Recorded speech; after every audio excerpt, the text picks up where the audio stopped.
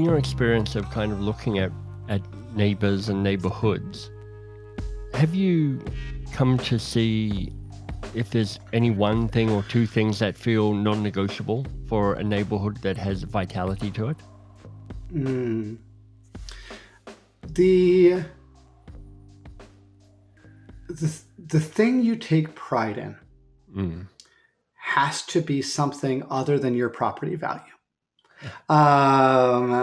The thing that you take pride in has to be something other than a lack of a crime rate.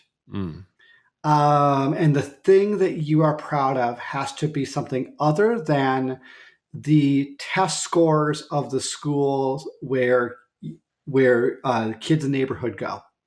The reason why I say those three things as negative, I'm naming negatives first, is we talked earlier, Michael, about this draw towards individualism, right? And those three things are the moments that neighbors stop being neighbors and become individuals.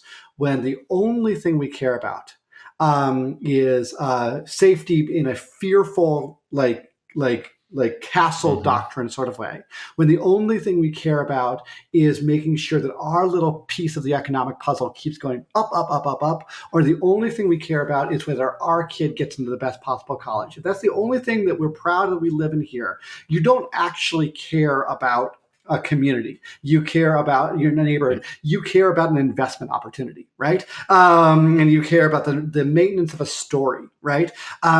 So if you don't get to be proud, if that's the number one thing that if you don't get to be proud of those three things, then you have to be proud of something else. And the neighborhoods in this country, in this world, that have the most vibrant stories, that have, it has a neighborhood festival that's been going on for 40 years, that is all volunteer run. There's an incredible art and music and kids space and things like that, and people come from all over to see it.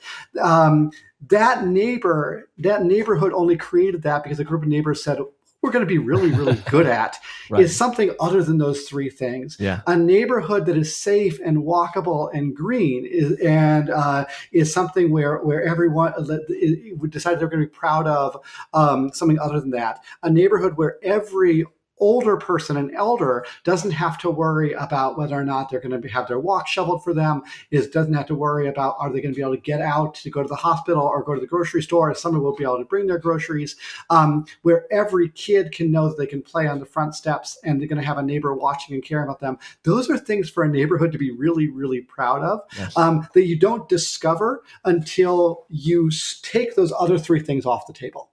Say, if we aren't going to be proud of these three things, but we want to be proud of the neighborhood, I trust that you're going to come up with something pretty rad. Take a moment and hit the subscribe button.